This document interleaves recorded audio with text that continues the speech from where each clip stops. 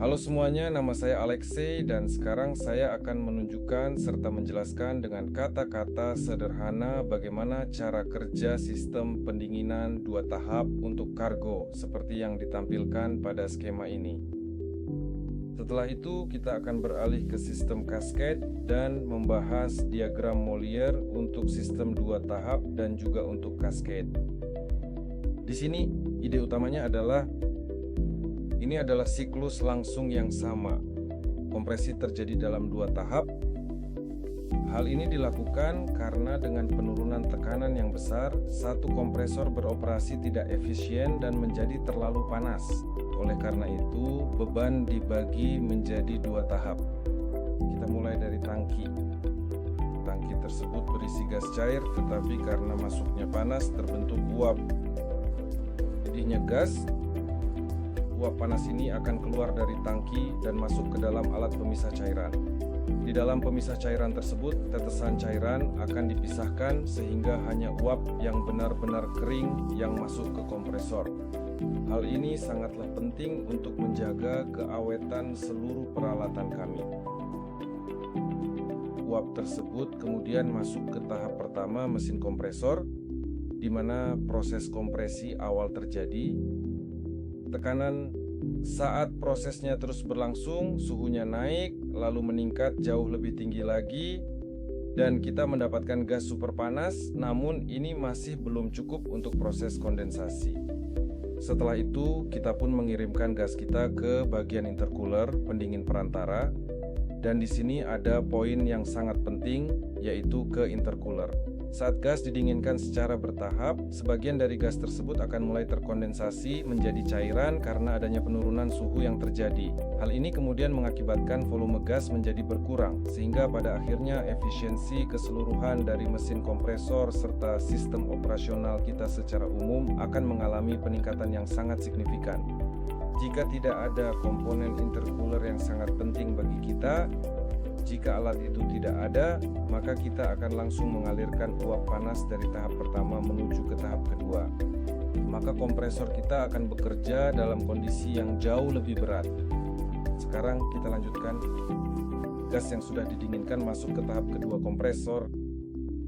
Di sini terjadi proses kompresi kedua. Tekanan dinaikkan ke tingkat yang memang sudah diperlukan untuk proses kondensasi di dalam air laut.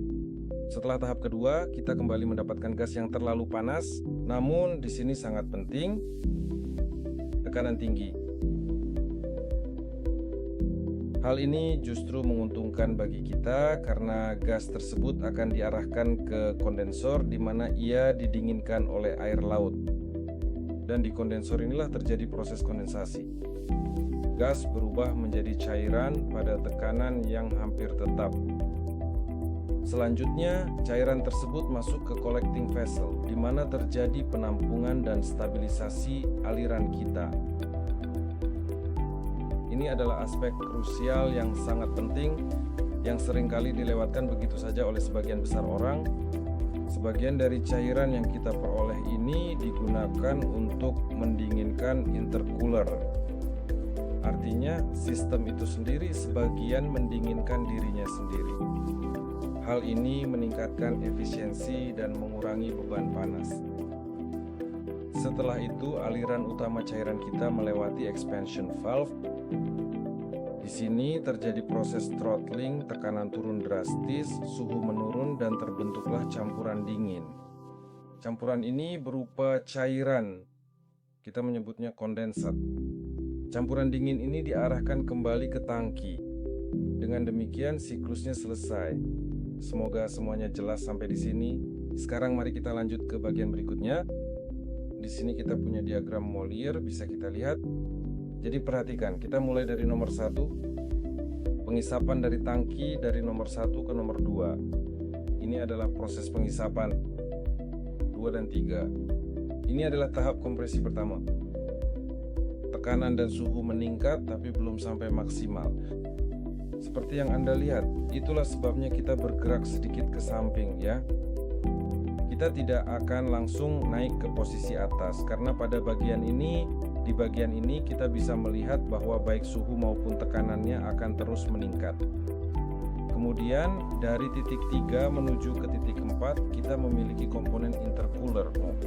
Ini adalah sistem pendinginan di antara tahapan-tahapan tersebut. Suhu turun dengan tekanan yang tetap sama.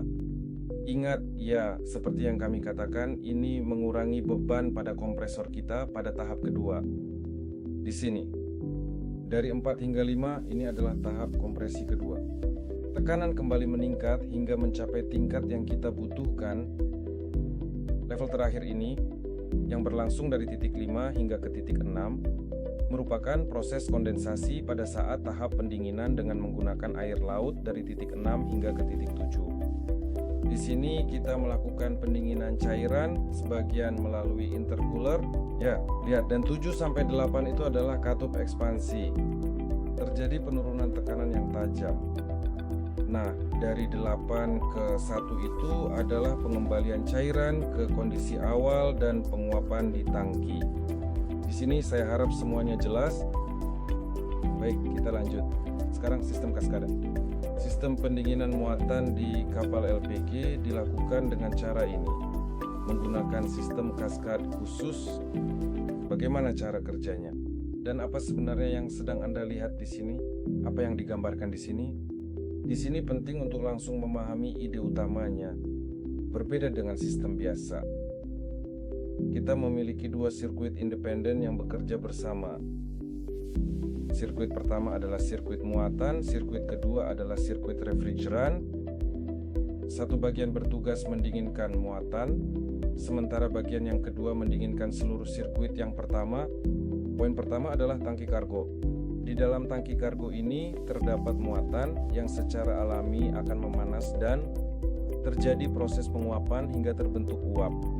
Uap ini kemudian keluar dari tangki dan diarahkan menuju ke liquid separator. Di sini, seperti sebelumnya, tetesan cairan yang mungkin ada dipisahkan sehingga hanya uap kering yang masuk ke kompresor. Selanjutnya, uap ini masuk ke kompresor uap kargo. Di sini uap tersebut dikompresi, tekanannya dan temperaturnya meningkat, dan di keluaran kita mendapatkan gas yang terlalu panas. Setelah kompresor, aliran gas diarahkan ke kondenser kargo. Dan disinilah letak perbedaan utama dari sistem kaskade ini dimulai. Di kondensor kargo tersebut, uap kita tidak didinginkan dengan air laut seperti pada sistem yang biasa. Ia didinginkan oleh sirkuit pendingin lainnya, sirkuit refrigeran. Jadi di dalam alat penukar panas ini, salah satu aliran yang ada adalah kargo kita. Ini dia, bisa kita lihat. Merah lalu berubah menjadi biru dan kembali ke tangki. Itu adalah sirkuit pertama. Dan sirkuit kedua adalah yang berwarna kuning. Lihat, itu adalah refrigeran. Refrigeran yang dingin. Akibatnya di kondensor kargo terjadi kondensasi. Uap kargo diubah kembali menjadi cairan. Setelah itu cairan tersebut akan mengalir melewati katup ekspansi. Terjadi pembatasan aliran udara. Tekanan mulai menurun, suhu pun ikut menjadi lebih rendah dan cairan yang kini telah mendingin akan mengalir kembali ke tangki melalui saluran kondensat. Kami mendinginkan kargo, mendinginkannya melalui proses seleksi uap, dan semakin cepat kita melakukan ini, semakin cepat kita mendinginkan mereka. Mari kita bahas sirkuit kedua yang berwarna kuning. Ini adalah sirkuit pendingin. Sirkuit inilah yang menyediakan pendinginan untuk seluruh sistem kita. Zat pendingin itu sendiri yaitu kondensor kargo yang ditandai dengan nomor 4. Setelah melalui proses penyerapan panas di dalam kondensor kargo, ia akan menguap dan berubah menjadi uap gas. Uap ini kemudian akan masuk ke pemisah cairan refrigeran, di mana sisa-sisa cairan yang masih tertinggal akan dipisahkan. Langkah selanjutnya adalah masuk ke dalam kompresor refrigeran. Di dalam kompresor, pendingin akan dikompresi, sehingga tekanan dan suhunya kembali meningkat. Setelah itu, gas panas diarahkan menuju kondensor refrigeran yang didinginkan oleh air laut. Di sini terjadi proses kondensasi pendingin. Pendingin kembali menjadi cairan. Cairan pendingin kita masuk ke dalam wadah penampung atau collecting vessel. Di sini cairan tersebut dikumpulkan dan kemudian diarahkan menuju ke expansion valve. Di dalam katup ini, tekanannya seperti biasa akan turun secara drastis sehingga suhunya pun ikut menurun dan terbentuklah aliran dua fase yang dingin. Pendingin yang sudah dingin ini kemudian diarahkan kembali menuju ke cargo condenser, di mana ia menyerap panas dari kargo kita dan siklusnya kembali terulang. Secara sederhana, satu siklus mendinginkan kargo dan siklus kedua mendinginkan siklus pertama. Itulah sebabnya sistem ini disebut sistem kaskad. Keunggulan utama dari sistem ini adalah kemampuannya untuk mencapai suhu yang jauh lebih rendah serta bekerja dengan jauh lebih efisien, terutama di saat kondisi suhu air laut sedang sangat tinggi. Nah, semoga sudah jelas. Mari kita lanjutkan. Di sini kita punya diagram molir untuk siklus pertama dan kedua. Yang pertama adalah kargo dan refrigeran kita. Kita mulai seperti biasa dari titik pertama, yaitu hisap. Hisap dari titik pertama ke titik kedua. Seperti yang sudah kita bahas sebelumnya, gas dari tangki ini berada pada tingkat tekanan dan suhu yang rendah. Dari titik kedua menuju ke titik ketiga, kita sudah mencapai suhu dan tekanan yang diperlukan. Setelah itu, barulah terjadi proses kondensasi dari titik 3 ke titik 4. Hanya saja di bagian ini, kondensasi kargo terjadi di dalam kondensor kargo, bukan dengan menggunakan air laut, melainkan dengan cairan refrigeran kita sendiri. Seperti yang telah kita diskusikan, dari titik keempat menuju ke titik kelima adalah throttling, yaitu proses ekspansi. Kemudian dari titik kelima ke titik pertama terjadi proses penguapan di dalam tangki. Sekarang mari kita beralih ke refrigeran kita, prinsipnya tetap sama saja. Jadi dari titik 10 ke titik 6 terjadi penguapan, lalu dari titik 6 ke titik 7. Ini adalah proses hisap dan pemanasan berlebih. Gas kemudian masuk ke kompresor dari 7 ke 8. Ini adalah proses kompresi di mana tekanan dan suhu meningkat. Dari titik 8 menuju ke titik 9 terjadi proses kondensasi, namun di sini sistem menggunakan air laut sebagai media pendingin. Iteras, kemudian gas bergerak dari titik 9 menuju ke titik 10, yang mana ini adalah proses throttling. Sekarang zat tersebut sudah dalam bentuk cair dan melewati katup ekspansi. Terjadi penurunan tekanan serta pendinginan dan campuran kita akan kembali lagi ke dalam tangki kargo. Selesai. Untuk hari ini cukup sampai di sini. Terima kasih banyak atas perhatian Anda.